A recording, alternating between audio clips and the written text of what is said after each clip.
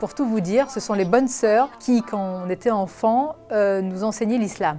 L'ancien ministre Jack Lang, l'entretien s'est mal passé, assez tendu, m'arrache le masque, me dit « Vous n'avez pas honte ?» Non, je lui dis « J'ai pas honte, mais j'aurais honte de quoi ?» Non, ça c'est pas sympa. Avec qui vous entendez le mieux à CNews? Ouf. Est-ce que les autres ont répondu à cette question?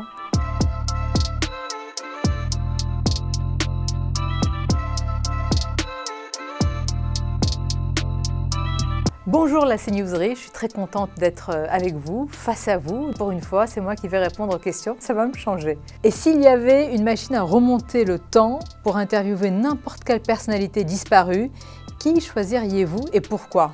J'irais vers des responsables têtes couronnées. J'aurais bien aimé par exemple interviewer le Shah d'Iran.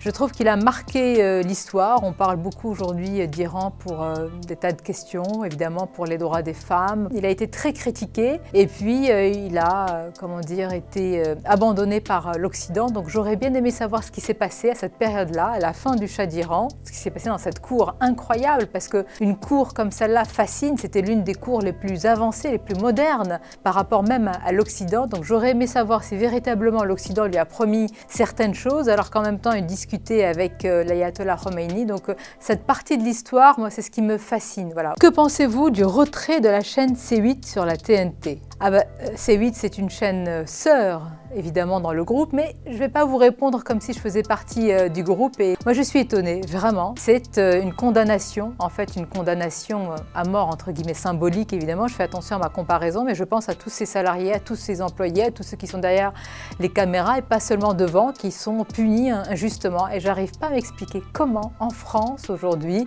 on arrive à fermer une chaîne sans provoquer plus de réactions que cela. Alors, il y a évidemment une pétition qui a circulé avec vraiment un enthousiasme populaire certain et un soutien populaire. Mais je me demande pourquoi les responsables politiques, y compris ceux qui sont éloignés ou opposés à cette chaîne, n'affirment pas aujourd'hui la liberté d'expression, surtout quand on n'est pas d'accord. Alors, vous avez écrit un livre d'échange avec votre grand-mère. Ah oui, c'était le premier livre, ça remonte, où elle raconte la montée de l'islamisme en Tunisie. Est-ce que vous déplorez d'y avoir assisté aussi en France à votre tour? Première burqa que j'ai croisée, si je puis dire, parce que c'est une ombre qu'on croise, et bien je l'ai croisée en France et pas en Tunisie. Ça m'avait beaucoup surpris parce que, d'abord évidemment c'est importé, mais c'est un vêtement importé aussi en Tunisie. La burqa vient du Moyen-Orient. La montée de l'islamisme est très prégnante en France. Évidemment, je l'ai observé aussi dans mon pays de naissance avec une particularité. Il y a des garde-fous qui sont très puissants en Tunisie. Les droits des femmes sont inscrits dans notre ADN. En France, évidemment, elle existe, mais je trouve parfois que les garde-fous sont abaissés. Vous voyez, en réalité, en Tunisie, en Algérie ou ailleurs, il y a vraiment la conscience que tout peut partir d'un coup, que du jour au lendemain, ces droits durement acquis peuvent s'évaporer, être effacés. En France, dans le confort dans lequel nous sommes, on oublie parfois que ces droits peuvent aussi partir, même si on est dans un pays comme la France, même si on est en démocratie. C'est la différence que je vois par rapport à la montée de l'islamisme des deux côtés de la Méditerranée. Votre plus grand talent caché que personne ne soupçonne? Ceux qui me côtoient dans le travail ne le soupçonnent pas, mais je pense que vraiment les téléspectateurs le voient. Je pense qu'il y a une sensibilité vraiment à fleur de peau. Je ne supporte pas les gens qui sont faits d'un seul bloc. Je n'aime pas ceux qui ne voient pas les signes, ceux qui ne sont pas sensibles à l'invisible ou aux choses de la vie. Et je pense que c'est une sensibilité qui est très forte, donc qui peut être une force, mais aussi une grande faiblesse. Depuis quelques années, quasiment tous les intervieweurs politiques sont des femmes. Il y a eu avec moi Léa Salamé, Apolline de Malherbe, j'en oublie d'autres, mais il y a eu beaucoup de femmes sur le devant de la scène. Peut-être qu'à force de vouloir s'imposer, on a mis en avant une autorité, parfois un autoritarisme et parfois même une manière d'interviewer assez rude, un peu trop exacerbée. Moi, j'ai tendance à revenir de ça. Vous avez grandi en Tunisie, comment avez-vous marié vos deux identités? En fait, je ne le vis même pas de manière apaisée, je ne m'en aperçois même pas. J'ai été à l'école française depuis toute petite. J'ai été avec les bonnes sœurs, qui est le pendant des Pères Blancs en Tunisie. Pour tout vous dire, ce sont les bonnes sœurs qui, quand on était enfant, nous enseignaient l'islam. Et je lui avais dit, mais pourquoi c'est vous qui nous enseignez notre religion? pourquoi c'est une bonne sœur catholique qui explique à des petits-enfants musulmans qu'il fallait aller, vous savez, il fallait se nettoyer avant la prière. J'avais un petit tapis, hein, c'était les enfants, nous prions à l'époque, c'était l'école publique, mais dirigée par des bonnes sœurs. Et elle m'avait dit, mais écoute Sonia, vraiment cette phrase m'a beaucoup marquée, et explique beaucoup peut-être aujourd'hui de l'acceptation de la double identité. Elle me dit, personne mieux que moi ne peut comprendre pourquoi ta religion est importante pour toi. Je dis, mais pourtant c'est pas votre religion. Elle me dit, justement. Et là je me suis dit, mais en fait c'est en étant différent des autres qu'on peut mieux parler de cette différence-là. C'est pour ça qu'aujourd'hui, j'aime parler de la chrétienté, du catholicisme, parce que j'ai beaucoup lu et que ça m'intéresse.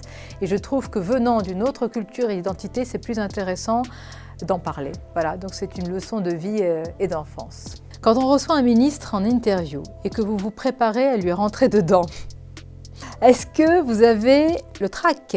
Est-ce que certains vous ont déjà déstabilisé? Alors, il est de bon ton de dire qu'on a le trac. En réalité, je n'ai vraiment pas le trac par rapport à la personne qui est face à moi. J'ai plutôt le trac de rater un entretien. Quand vous interviewez les intervieweurs politiques qui ne font que ça, c'est comme un tableau, ou c'est comme, je sais pas, c'est une course en fait d'un point A à un point B. Il ne faut pas aller le plus rapidement de ce point à ce point-là, mais il faut passer toutes les haies. Et c'est comme un skieur qui slalome. Si vous ratez une porte, c'est toute la course qui est foutue. Vous avez été au centre de plusieurs polémiques. Comment gérez-vous la pression médiatique et les réactions publiques lorsqu'une controverse éclate? Moi, j'ai été au centre de plusieurs polémiques, je m'en souviens pas. Pour beaucoup de critiques, j'ai toujours l'impression que c'est un avatar, qu'on parle de quelqu'un d'autre. La meilleure formule, et elle ne s'invente pas, ça va vous paraître très simple à énoncer, mais je vous assure que c'est très compliqué, c'est d'être soi-même. Il y a beaucoup de journalistes qui ont besoin d'être quelqu'un d'autre à l'antenne. Moi, j'adore tous les romans, ou plutôt les poèmes de Christian Bobin. On parlait de sensibilité tout à l'heure. C'est un poète qui touche au cœur directement. La pensée scintillante dont je parle, elle est scintillante, mais elle peut être aussi brûlante, devenir de la caverne de notre poitrine. Je pense que la pensée, c'est l'ouverture de quelque chose en nous, voire le sentiment d'être tout d'un coup fracturé.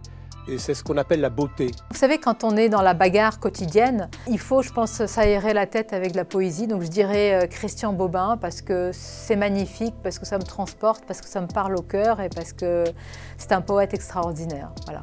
J'en ai eu un qui me revient, je crois que c'était avec Bruno Retailleau. Nous avions passé une chanson qui était Bella Ciao.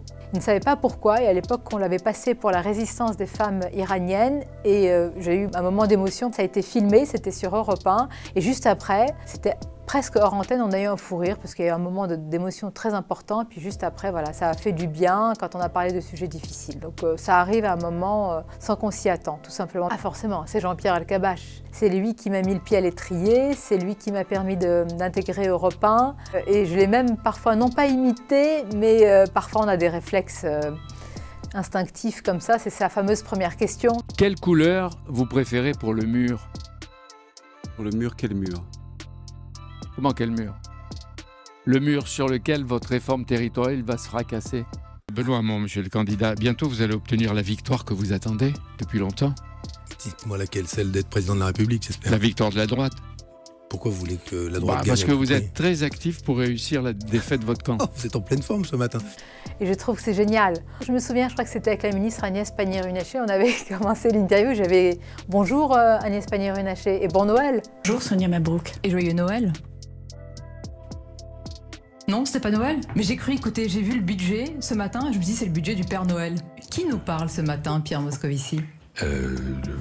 Bonjour. Elle vous dit merci. Vous me parlez de À qui? votre avis. C'est à vous de le dire. La maire de Paris. Une interview réussie si on arrive à déstabiliser, vous le voyez tout simplement dans l'œil, vous voyez pop, une petite fêlure, et là vous vous dites c'est une porte ouverte mais il faut y aller parce que l'invité est prêt finalement à s'ouvrir davantage et à répondre. Non, ça je crois que c'est dans la vie, quoi. Heureusement, d'ailleurs, ça ne se travaille pas, on ne s'entraîne pas.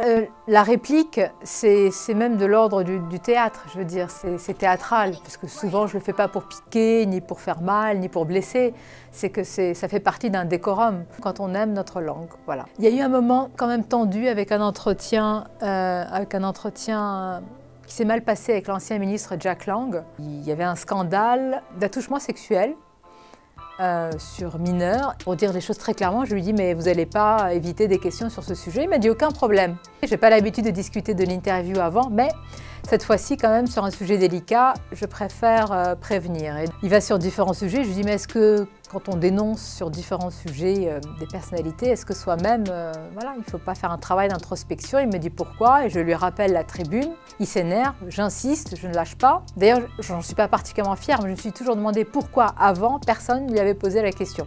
Vous avez signé une tribune, Monsieur Jack Lang, à la différence, par exemple, de moi. C'était il y a 40 ans, 77, avec d'autres signataires et même des grands noms. Mais il y avait aussi Gabriel Matzneff, une tribune pour décriminaliser les rapports sexuels avec les jeunes.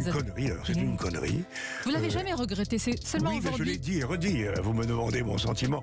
On était très nombreux à l'époque à signer ça. Et il s'est beaucoup énervé, vraiment beaucoup dans le studio. Et après, ça a été presque physique. C'était la période du Covid, donc on avait encore nos masques. Il sort de l'entretien, un peu groggy. Il emprunte le couloir d'Europe 1 pour partir. Et puis donc il se lève, il part, puis il se tourne et là il comprend que ça s'est très mal passé. C'est assez incroyable d'ailleurs de comprendre après que l'entretien s'est mal passé. Il revient vers moi et il me dit « Vous n'avez pas honte ?» Non, je lui dis « J'ai pas honte, mais j'aurais honte de quoi ?» Et vraiment ça a été assez tendu. Il m'arrache le masque, il veut parler. Je lui dis que je n'ai rien à me reprocher, qu'en plus j'avais eu l'élégance la veille de lui dire qu'on allait aborder certains sujets. Il me dit que j'aurais un procès parce que je n'ai pas abordé ces thèmes et je lui dis que quand on signe une tribune comme celle-là, voilà, enfin, sur les enfants, il n'y a pas la possibilité d'être ambigu pour moi. Ça a été la dernière fois où on s'est vu. Tant mieux. Si vous devez chanter une chanson en direct pour combler un bug technique, laquelle vous choisiriez? Je suis sûre, vous avez un bug technique là. Souvent, on m'a demandé quelle est la plus belle chanson d'amour. Beaucoup de gens citent spontanément, et je leur ai fait Edith Piaf, etc. Mais moi, j'aurais cité les chansons qui ont bercé mon enfance. Ce sont des chansons en arabe. Pourquoi? Parce que ma mère reprenait ces chansons voilà, quand elle cuisinait, donc je les entendais, j'entendais les notes monter vers le ciel. Donc je citerai la cantatrice qui pour moi est la plus grande cantatrice déjà du monde arabe, ce qui est pas mal, mais bien au-delà, c'est Kalsoum.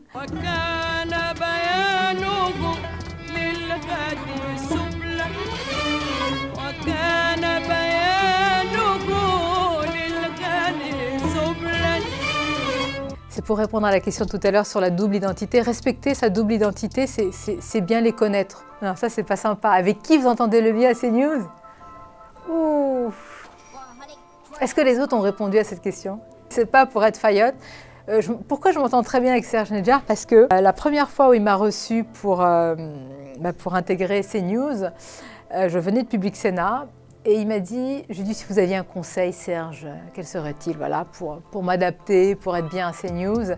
Il m'a dit vraiment, vraiment, vraiment aucun, mais soyez vous-même. En réalité, il y a quelques années, il avait déjà compris que le succès de CNews serait le succès de ses incarnations, quelles qu'elles soient. Ce n'est pas une question de célébrité, ni de notoriété, ni de punchline, etc. C'est d'être en accord avec ce qu'on est. Mais je suis contre la laïcité corsetée. Vous allez me dire que la laïcité ne devrait même pas être qualifiée, mais je trouve que le laïcisme qui fait que toute forme de spiritualité, d'invisible, de religiosité doit être mis de côté et doit être sorti de la société et de la vie publique, je trouve que c'est... Enfin, moi, ça ne me convient pas.